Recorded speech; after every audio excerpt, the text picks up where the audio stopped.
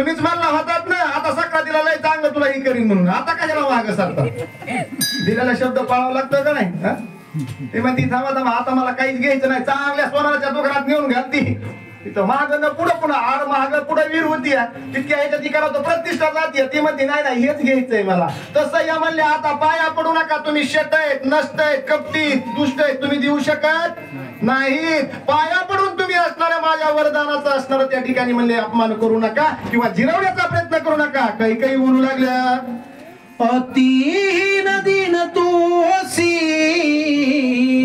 लाज लाविले सूर्यवंशासी बोलिला बोल पहे सोडीसी कृपण होसी नपनाथा. नपनाथा म्हणल्या राजा कृपणपणा दाखवू नका, तुम्ही कृपणत्व दाखवू नका. तुमच्या शब्दाला तुम्ही जागले नाही, तुम्ही शब्द पाळला नाही. सूर्यवंशाला तुम्ही कलंकित करू लागला. तुम्ही सूर्यवंशाचे असणारी वंशावळी आहात त्या ठिकाणी, आणि सूर्यवंशाची जी ब्रीदावली त्याला पण तुम्ही असणार हीन दीन करू लागला. म्हणून काय करा, दिलेला शब्द पाळा असा सर्व विचार कैकेयी राणी आणि राजा दशरथजीला सांगू लागल्या. पाया पडली यासाठी वीन सोडी वरद गोष्टी देणे नाही तुझे पोटी महाहट्टी होशिराया. आता खरं हट्टी कोण होत? आणि काय म्हणते महाहट्टी हो शिराया. तुम्ही महाहट्टी होऊ नका म्हणले, हात धरू नका माझ्या बरोबर, माग सरू नका. दिलेला शब्द पूर्ण करा, आपल्या शब्दाला जागा बोल पूर्ण करा. एवढं कसं हट्टीत म्हणल्या, तुमच्या पुढे डोकं बी आजवून घेतलं तरी तुम्हाला घामच फुटत नाही. काय माय जसे आलंय तसे बघते. कोणची काही म्हणती इकडली का रामायणातली? आता लय तुम्हाला हसू प्रपंचातलं सांगा का माणसं मोकळेच होते. तर झालेलं गचकरण आहे प्रत्येकाला, पण खाजूला की बरं वाटतंय ते म्हणजे सांगा ना इकडल्या गोष्टी. याच्यात काय प्रत्येकाला दुःख आहे, बरोबर आहे का? आता आम्ही इथं यायचं लांबून लांबून, हे महाराज यायचं म्हणायचं, आणि सकाळी मी उठलो आणि मालकीन म्हणली की कुठे निघाला तिकडं नाचत. आता हे तुम्हाला सांगण्यासाठी तुम्ही इथं आलात का? अरे घरच्या काय गोष्टी सांगता, एक एक इथला रामायणाच्या ओवी सांगा, त्याच्यातला शब्द सांगा, तुम्हाला त्याच्यातलं काय जमतंय ते सांगा. काही या मंडळीच्या कानात पडन हे सांगा. मी घरी पिठलं खाल्लं, आमटी खाल्ली, शिळी भाकर खाल्ली, आणि उलट तुम्ही हसलात की आम्हाला बरं वाटतंय, झालं गेलं रामायण असंच वाऱ्या वाऱ्याने. म्हणूनच आहे ते पुन्हा पुन्हा जी सांगावं लागते त्याचं काय मग आजी माझी पेरिले, बरोबर आहे का? खडकी वरसले पण माऊली म्हणले तसं. मग किती डोंगरावर पाऊस पडला तरी त्याचा उपयोग होत, भाजलेलं बी पेरलं म्हणजे ते उगवत किती ना. आता माझ्यापेक्षा वरिष्ठ तुम्ही आमच्या रामराजे महाराजांनी सांगितलं एक मोदका, आणि जे आपल्याला या ठिकाणी सेवा करायची याचा आपण भान ठेवला पाहिजे, समयाला सादर झालं पाहिजे, वेळेचं भान ठेवलं पाहिजे. अशा सर्व गोष्टीची आठवण कैकेयी राणी राजा दशरथाला करून देतात. मग पुन्हा पुन्हा असणारा राजा दशरथी विनंती करतात. पुढे काय झालं? तू तवन देसी वरदान मज मनसी महाविघ्न तरी मी आपला देईन प्राण सुख संपूर्ण हो तुम्हा. बरं का? आता बाई तर म्हणली आता नाहीच का द्यायचं, मीच जाऊन जीव देते.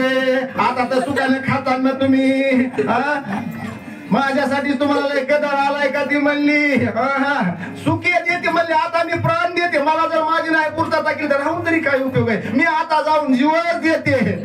वेळ नाही आपल्याकडे, पण माया लय उदार होत्या जीवावर. एक बाई म्हणली तिकडे आमची तिकडे इकडली नाही, ती म्हणली माय कदूर आला या संसाराचा, आता काय करते? जाऊन जीवच देते. आणि घरात वाकून बघायली. मालक म्हणले आता काय राहिलं? नाही माय बाहेरले अंधार आहे म्हणले, तिथं जाऊस तर कंदील लागल ना. कळलं का नाही? फोडजीचं कार्ड लागतंय कळायला. हातात कंदील असतो पुन्हा जीव द्यायचं म्हणजे. तसं काही म्हणली नाही का दिलं, मी आता जाऊन जीवच देते, मीच राहत नाही, तुम्ही सुखी राहा, तुम्ही सुखाने राज्य करा, असं पुन्हा पुन्हा बोलू लागल्या. माझा हाती परमार्था सुखी व्हावा निजकंता माझा करुणी आघात सुखी दशरथ होये ते. बाया हुशार बरं का तुम्ही. नारी की निंदा मत करे यारो, नारी रतन की खान, जिस नारी से पैदा हुई शुक भीष्म हनुमान. तुमची निंदा नाही करा, तुम्हाला फार मोठं स्थान आहे, फक्त तुम्ही समजून घेत नाहीत. ज्या घरी कुलवंत स्त्री राज्य राणी व संपत्ती असं म्हणले, बरोबर आहे का? तसं बाईनं हुशारी शिकविली, बरोबर आहे का? माझा एवढा स्वार्थ आहे म्हणजे माझ्या पती परमेश्वराला सुखी ठेवावं, त्याचा राज आबाद राहावं, आणि म्हणून मी एवढे प्रयत्न करायले, मला दुसरं काही नकोय. मग तुमच्या स्वार्थाचं तुमच्या हिताचं बोलते तरी तुम्हाला खोटं वाटतंय, तुम्हाला पटत नाही तरी मला देऊ वाटत नाही का वरदान म्हणल्या? मी माझ्या पती परमेश्वराचा स्वार्थ व्हावा. पत्नीचे काय उद्देश असतो? आपल्या पती परमेश्वराचा असणार हित व्हावं, याच्यासाठी मी प्रयत्न करते म्हणले. आता हे प्रयत्न होते का? काही माणसं म्हणतात ना, मग काय चाललं महाराज? खाली कचकाचा पाय तोडवायचं, वरी दाढी तोडायची, खाली पाय तोडायचं, असं काय असतंय का नाही? असे काही माणसं. तसं या बाईनं कृत्य केलं महाराज. इकडं म्हणल्या तुमच्याच हिताचं करायले आणि तरी तुम्हाला देऊ वाटत नाही का? पुढे बोलल्या वरद भाष्य करिता मिथ्या, माझी तुझवरी पडेल हत्या.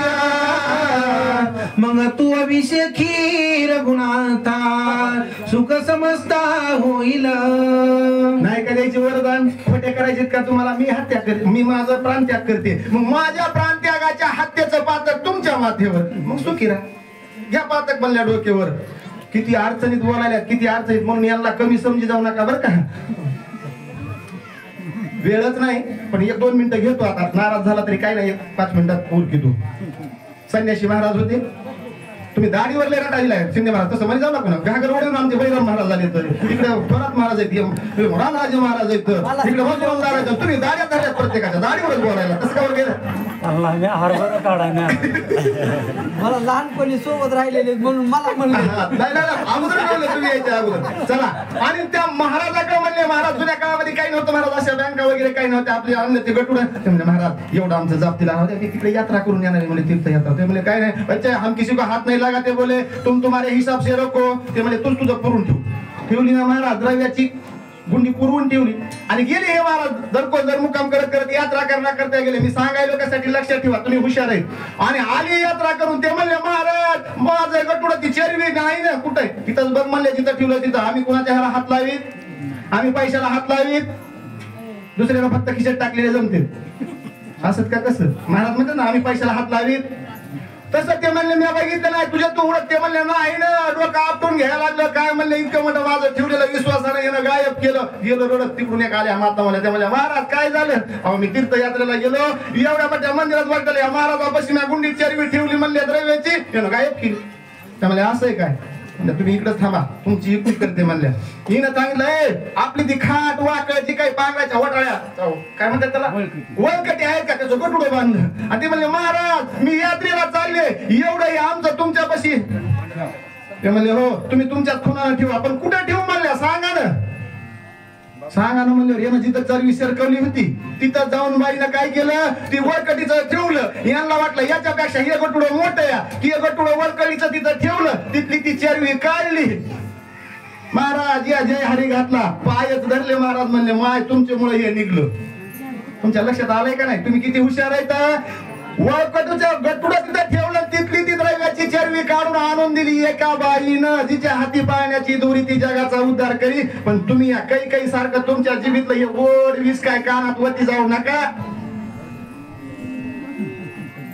तुम्ही जर माझ्याकडे करून बघायला तुम्ही तसं हे काय सांगायला लागलो बा, म्हणजे तुमचं जमलं जमत या.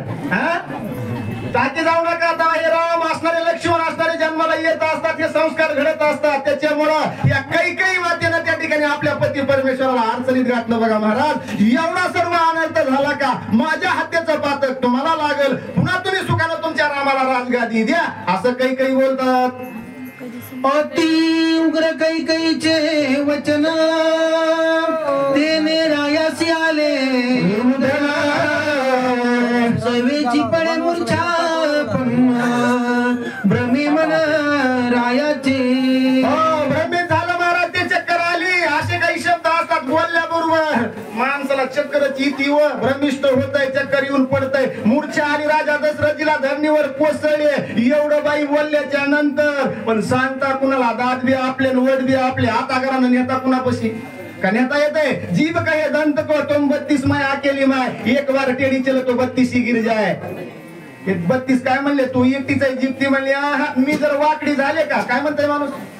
वाकडा शब्द बोलल्यावर एका बुकीत दात पाडीन ती म्हणजे तुम्ही 32 आहेत का पण एका बुकीत खाली आणायचं काम जीभ करती जीभ ही 10 बसविती 10 उठविती चला मग तसे हे शब्द राजा दशरथीच्या काळ झाला भिडले मूर्छा आली भोळ आली खाली कोसळले आणि काय झालं देशो देशीचे भूपती आणले रामाभिषेकार्थी ते मग दिंगती निंदिती स्त्रीवश स्त्रीजित दशरथा अरे माझा एवढा तरी विचार कर ना माझ्या मुलाचा राज्याभिषेक सोहळा रामाचा म्हणून इथं देश देशीचे राजे प्रधान सर्व ख्यातनाम मंडळी आली आणि त्यांच्या समोर तू हे घाट घातलास का मला स्त्रीजित आहे म्हणते ना स्त्रीजित कसा असतो म्हणले बस म्हणला की बसला उठ म्हणला की उठला सुट म्हणला की त्याचं नाव आहे स्त्रीजित स्त्रीनं जिंकून घेतलेला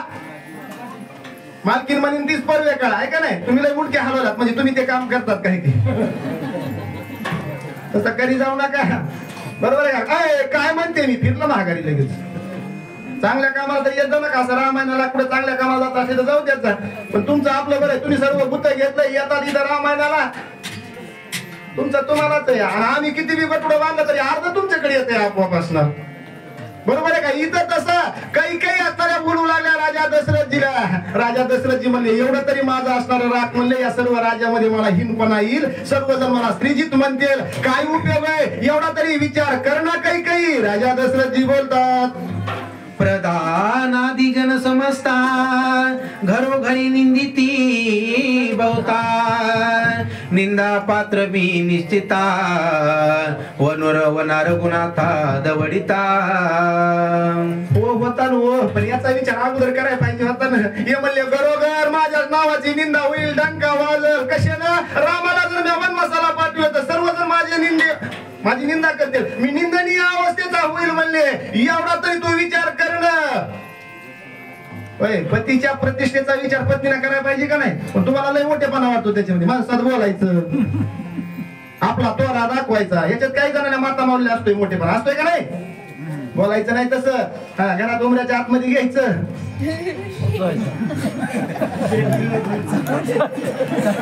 चांगलं कुतवायचं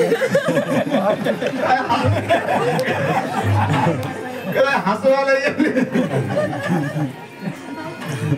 अरे बाबा असं नसतंय पती परमेश्वर बरोबर आहे का पतीची मता अनुसरणी पतिव्रता बरोबर आहे का आपल्या पतीच्या मतानुसार गेले कसे असू दे ना आता पदरी पडलं पवित्र झालं बरोबर आहे का असं म्हणतात का आता काय बांधली का तसं करी लागायचं असं करी जाऊ नका नाही तर हे रामायण ऐकून काय उपयोग नाही नाही तर मग असं आमच्या सारख्या महाराजाला महाराज चला ना चहा प्यायला घरी येते आम्हाला बदाम काजू याचा चहा जेवण सगळं काय ते म्हणलं नाही अय मालकी मला लई भूक लागली ते मध्ये हो तुमचं तर काय नाही उठलं सुटलं गिळायचंच पडते आता किती महाराजाला चहा पाहिजे तुम्हाला काय होईल असे देवाची किती पूजा केलं पती परमेश्वर जिवंत पतीचे त्या ठिकाणी जर दर्शन घेतलं खरा असणारा तुम्हा माता मावल्यासाठी आपले पतीच परमेश्वर असतात पण आपल्याला असं झालंय तुझं आहे तुझं पासी परी तुझा गा चुकलासी काकात का गावाला वळसा बरोबर आहे का अशी अवस्था आपली इथं राजा दशरथजी त्या ठिकाणी बोलू लागले की विलवाणी अवस्था झाली महाराज पण काही केल्यानं बाई ऐकत नाही काय केलं कैकईने परम सुखा इहलोकना परलोका जगा द्यावया परम दुःख सुंदरी परम विख कैकई काय करायचं सुंदरपणा असून काय उपयोग आहे काय केलं इहलोक ना परलोक महाराज दुसऱ्याला नुसतं दुःख देण्याचं कार्य काही काही न केलं म्हणले बरोबर आहे का असं वर्तन केलं यानं कोणी सुखी होईल का कोणाला आनंद आहे काय अख्ख्या अवैध्या नगरीवरती या बाईनं काय केलं दुःखाचं सावट निर्माण केलं म्हणून म्हणले ही काय होईल इहलोकातही सुखी होणार नाहीत असे माणसं जे दुसऱ्याला दुःख देतात आपला विचार करत नाही दुसऱ्याचा अंतकरण दुखवतात परपीडा ते पाप पर उपकार ते पुण्य पुण्य पाप याच्यातला फरकच काय दुसऱ्यावर उपकार करणे म्हणजेच असणारं पुण्य कर्म आहे आणि दुसऱ्याला पीडा देणं म्हणजेच पाप कर्म आहे आपल्या शब्दाने एखाद्याचा अंतकरण दुखत असेल तर झालं आपल्याकडून पाप कर्म आणि तेच कर्म काही काही न केलं म्हणले म्हणून करता इह लोकात सुखी राहणार नाही परलोकामध्ये सुखी राहणार नाही अशा अवस्थेचं राजा दशरथजी बोलतात कैकई केवळ काळ राती पाळली अति ते माझे माझी भोवली मज भवती वा, वा. म्या कोणा प्रती सांगावे. कुणाला सांगावे काय म्हणतात राजा दशरथजी, मी कोणा प्रती सांगावे. आता हे दुःख मी कुणाला सांगू. ही काळरूपी रात्र मी जवळ हिरापीचं पालन केलं म्हणले, जवळच ठेवली, हिच्यावर प्रीती केली, आवडीनं हिच्यावर प्रेम केलं, आवडती पट्ट राणी म्हणून हिचा सांभाळ केला आणि मलाच गतली. सर्पा दुग्धपान करू नये, क्रोधी अविश्वासी त्याशी बोध कैसा व्यर्थ आपली वाचा शिनू नये. खळाची संगती उपयोगाची नाही. सर्पाला किती जरी दुग्धपान केलं तरी एक दिवशी ढसल्याशिवाय राहणार. ही काळ राती होती म्हणले आणि या काळ रातीला ज्याने सांभाळ केला त्याचाच घात केला. आता हे मी कोणाप्रती सांगावे, मी कुणाला सांगू माझं दुःख असणार असं राजा दशरथजी बोलू लागले. राम धाळवया वनाप्रती वचने तळमळिता भूपती दुःख सोसिता सरली रीती उदय प्राप्ती हो पायी. दुःख शोषिता सरली राती उदय गपस्ती हो पाहे त्या ठिकाणी असं महाराज प्रसंग चाललेला होता. ही रात्रीची वेळ होती, त्या महालामध्ये गेलेले होते काही राणीच्या, तिथं हा संवाद होता. रातभर विनंती केली कुणी राजा दशरथजीनं त्या महालामध्ये जाऊन, नाही बाई नाही केलं. बघता बघता राजा दशरथजी तळमळ तळमळ तळमळ तळमळ करू लागले. पाण्या वेगळी मासुळी तुका तैसा तळमळी अशी अवस्था राजा दशरथजीची जरी पाण्याच्या बाहेर मासा टाकल्यावर तडफड तडफड करतो तशी अंधकरणाची अवस्था झाली, चित्ताची झाली. बघता बघता रात्र उलटून गेली. आता सूर्योदय होण्याची वेळ झालेली, परंतु काही केल्यानं काही राणीने आपला हट्ट सोडला नाही. म्हणून नाथबाबा सांगू लागले. प्रबोधिता श्री दशरथ काही करिला विपरीता वधावया राक्षस समस्त वना श्री रघुनाथ निघेल. वना श्री रघुनाथ निघेल. किती जरी काही जरी बोध केला राजा दशरथजीनं, पण बाई म्हणले विपरीतच करणी करणार आहे. बरोबर आहे का. ही काय कुणाचं ऐकणार नाही. आणि त्याच्यामुळं वनाला प्रभू रामचंद्राला त्या ठिकाणी रामाला जावा लागणार आहे. 14 वर्षाचा वनवास प्राप्त होणार आहे. याचंही कारण आहे, पुढेही बहुत करणे आहे. अनेक सर्व असणाऱ्या नवग्रहाची सर्व देवतेची असणारी बांधवडी सोडवण्याकरता, सर्वांना मुक्त करण्याकरता या ठिकाणी प्रभू वनवासाचा मार्ग धरतील. प्रभू रामचंद्राला वनवास प्राप्त होईल आणि ही काही राणी आपल्या पतीचं न ऐकता आपलेच वर त्या ठिकाणी पूर्ण मागून घेईल, आपलीच पूर्तता करील, विपरीत करणी करील. म्हणून नाथबाबा आपल्याला सांगू लागले. एका जनार्दना कथारम्य रामायण श्रोती द्यावे अवधान वन प्रयाण श्रीराम. कशी कथा म्हणले, रम्य रामायण. हे मन कुठंच रमत नाही, रमणीय वाटत नाही, पण रामायणामध्ये महाकाव्य भावार्थ दीपिका आणि भावार्थ रामायण. बरोबर आहे का. दोनच ग्रंथाला भावार्थ असा शब्द आहे ना, इतर ग्रंथाला नाही महाराज. म्हणून म्हणले रम्य असणार रामायण आहे त्या ठिकाणी, मनाला रमणीय करणार आणि अशी असणारी ही गोड कथा आहे. मी जनार्दन स्वामीच्या कृपेनं तुमच्या समोर मांडू शकलो, याच्यात माझं काही नाही. पण याच्या करता तुम्ही आता अवधान ऐकले दिजे, मग सर्व सुखाशी पात्र होईजे. हे प्रतिज्ञा उत्तर उघड ऐका माझे. अशा अवस्थेनं तुम्ही बसा म्हणले, कारण प्रत्येक गोष्टीला सावधानता लागते. म्हणून महाराज म्हणले सावध झालो आलो हरीच्या जागरणा. याच्या करता सावधतेनं परमार्थ करावा लागतोय. तसं तुम्ही सावध व्हा. मी तुमच्या समोर गुरुच्या कृपेनं ही कथा मांडण्याचा प्रयत्न करील असं नम्रता धारण करून नाथबाबा बोलू लागले. स्वस्ती श्री भावार्थ रामायण अयोध्या कांडे का कारटिका कैकई दशरथ संवाद नाम चतुर्थ ध्याय गोढा पुंडलिक.